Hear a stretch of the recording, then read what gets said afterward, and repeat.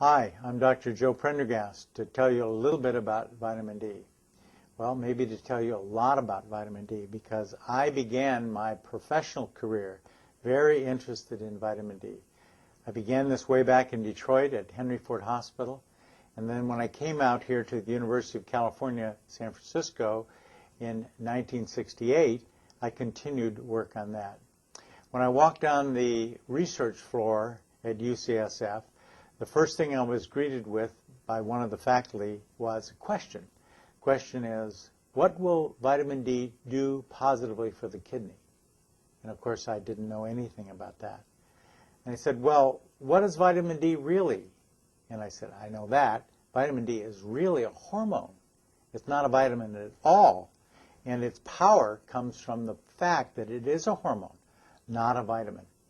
The definition of a hormone is it's a protein or something that goes in and does a lot of other things to other tissues all over the body. And this is what vitamin D does. But the research in this was slow. And my career often went into different areas where things were happening more. And I went into diabetes more, always with an onset of interest that would flare with any new piece of information about the vitamin D.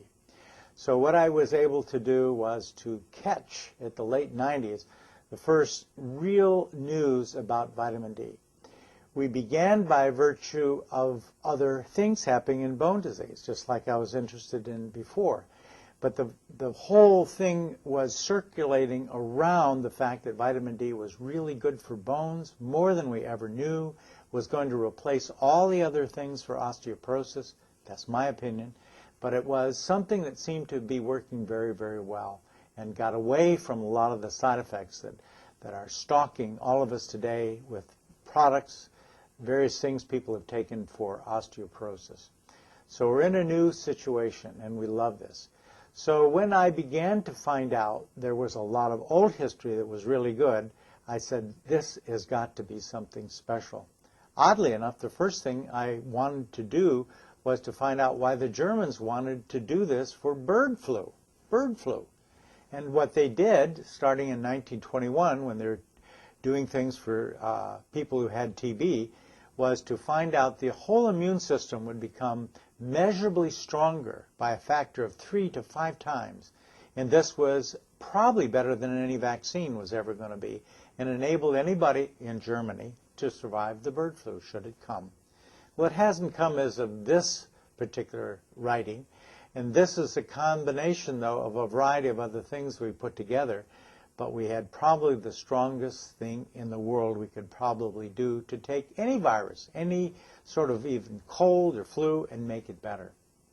Then through some writings of people from Australia, I learned this same immune system could go up and make a big difference in asthma, where asthma could have a situation where people could drop 1/2 of all their medications, and even some quit all medications for asthma. I thought, this is really something. I'm not used to this. This is more than I could ever think about. Then we had a problem when we had the ability to look at cancer. I received a newspaper from the Los Angeles Times from a patient who was down there, and he emailed me to it and said, look at this. They say 16 major cancers from various studies that were done in Europe would all be diminished by 90+% if you took vitamin D, and took it to new levels where you've never gone before. I'd never seen this before. And I thought to myself, this is incredible. What about toxicity? You know, if you take too much of this, you get all kinds of things, right?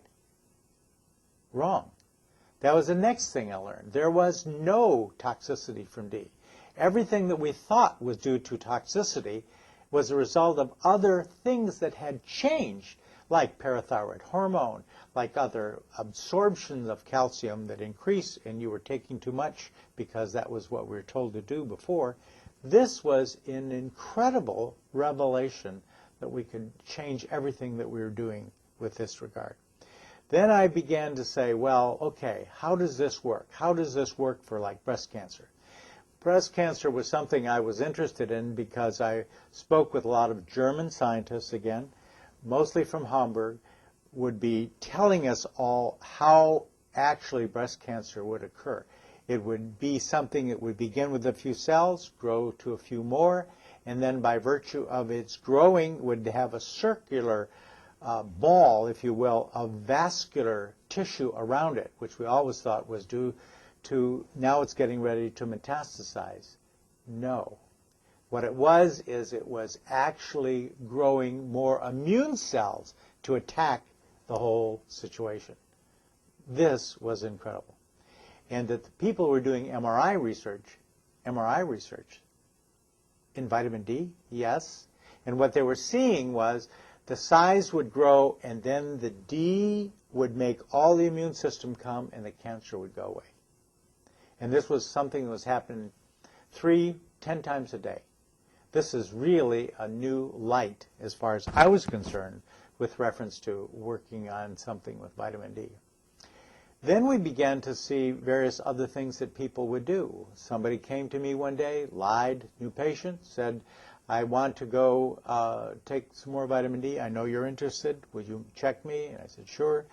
And then I'm leaving. I'm going to go to Europe for a year. Would you give me a year's supply? And everything seemed right. I did all this.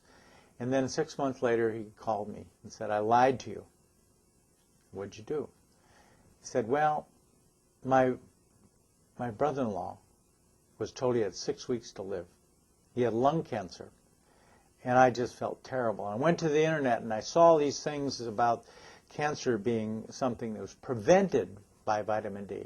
And I thought, this is really fantastic. This is something that I really have to think about doing for my brother-in-law, but I didn't know how to get it. So I lied to you. So I said, where is your brother-in-law now? He said, he's in Acapulco. He's water skiing. I said, wow, that's a good story. But the story's really good because that was 3 years ago. And he called me before Christmas this year. And he said, I want to thank you again for your trust in me. And I want to apologize again for not taking your trust in its proper way. And I said, oh, that's all right, no big deal. But I want to know where your brother-in-law is now. He says, oh, he's down water skiing in Acapulco. He goes every year on the anniversary of his death. And so as I would see things, magic that seemed to happen with this, I would see people come in saying, I'm a perfectly different person. I've taken this for a week and I just want to know, I want you to know that I feel so good. I can't believe I could be that way. But I really like it. I'm very, very pleased that you know how to do it and how to handle it. And I said to them then, as I would say to anybody now, vitamin D is a miracle drug. It already won the Nobel Prize long ago for other things.